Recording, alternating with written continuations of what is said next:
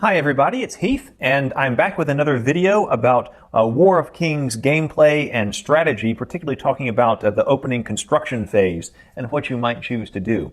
So I'm back to the starting kingdom setup, and I also reset here for my starting resources as well as the resources that I would have collected, assuming a roll of red, yellow, and green on the resource dice during the first resource generation phase. So this is what the resources that I've got. I had been talking about armies versus settlements and how those things interplay, and how, well, armies are a significant investment as far as the resources if you're going to buy them. The armies, well, as are larger settlements and so forth. So armies are 5 gold, 3 wheat, and 3 cattle, and their loss is significant. And so that's one of the reasons why many people, it's a very popular play, to go ahead and pay at the opening construction phase.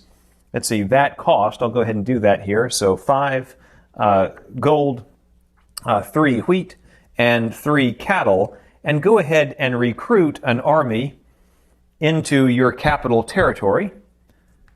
And of course, it begins unready, to make that one of the first things you build during your construction phase. Very popular thing to do. And then build other things as well. Maybe we go the village route this time, maybe we go the town route. Regardless what other things we built, we still have plenty of resources left, isn't significant to the point that I'm going to be making here. So this army was recruited this turn, so cannot move. It's not going to be able to move on my turn, because it's not going to be flipped to ready until the end of the turn. So it's just going to have to sit there until my next turn. Now, when it comes to my movement phase, I will be able to move with this army here. And it's got, well, of course, it can move back into my territory, but I recommend moving out. You want to go exploring. This is going to help you expand the kingdom. It's going to help you move toward getting the Warlord of Aerawith achievement, but also sort of having unexplored territories around you is a little bit a disadvantage. It's threatening in certain respects because if players draw Malador cards, they can start to put Malador armies and so forth in territories that are not occupied by other players.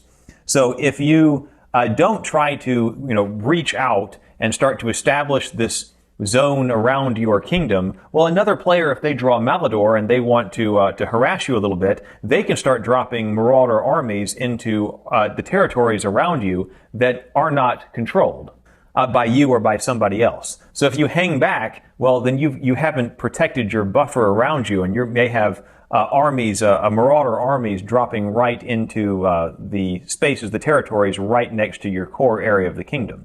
So that's another reason why, well, you go out and try to establish control over territories to advance yourself and to keep Marauders from appearing in the unexplored territories. So let's say that I do this on this turn. On my movement phase, I'm going to move out to explore this territory here. And I get some type of result with the exploration. We looked at that in another video.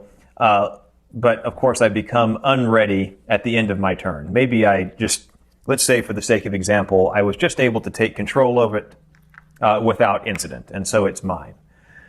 Everybody else makes their play as well. At the end of the round, of course, everybody turns their armies back to ready.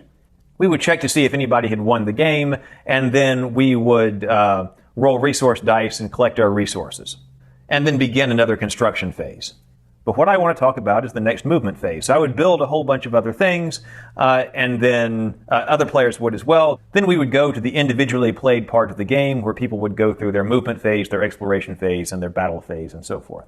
I want to focus on my next movement phase. So this is movement phase number 2 for me. The first movement phase, all I did was come out here and explore, and maybe I got it. Well, now what do I do, particularly with this army back here? Well, let's say that I want to move it forward. A very strong play would be to move it right here, because then on the next turn, I could move into this territory, or this territory as necessary, because it's connected to all three. If I move over here, well, the only next move that it can make is into this territory. Likewise, if I move it here, the only next move that it can make is into this territory. So that's why this center territory, this forward deployed territory of your kingdom, is strategically significant because it gives you the most options to move out into the ring of territories around your kingdom, at the core part of your kingdom on the next turn. So this guy would move up here and go unready, because once you move, he's unready. Okay, well now how do I move this army right here? Well, I don't know exactly because I don't know what else happened with all of the other players on the board. So maybe they've done something that would cause me to do one thing or another. But maybe I would want to go over here and explore either this territory or this territory. I could explore this territory, but it's not connected to, let me move these dice. It's not connected to sort of my core area. And so even if it became occupied by Malador, well, the Malador's next move would be into one of these more neutral territories rather than into my core area. So I would take this guy probably, just given what I have right here, and either explore over here or over here, and I would probably make that a determination based on whether or not these are both blue territories in this case. This one is timber, this one is wheat, based on whether I thought that I was needed more timber or more wheat. I'm generating a lot of timber. I might go over here and try to get wheat, because I'm a bit lower on wheat. So I might have this guy go over here and explore here. If something bad happens over here, maybe there are marauders over here with the exploration or something like that, I might choose to attack, depending on what is over there, or I might choose to withdraw back. And then on the next turn, if I need to attack with two armies, I've moved this guy to a much stronger position and could withdraw. Having withdrawn with him, on the next turn, I could move in to attack with two armies, whatever is there.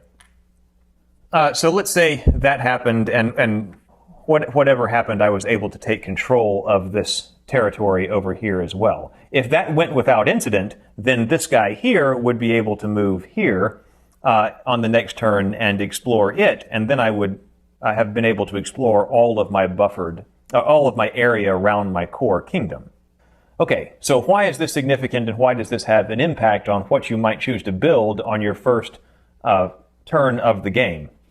So this is the end. What we're looking at is the end of my second movement phase. I have an army over here that is unready, and I have an army right here that is unready.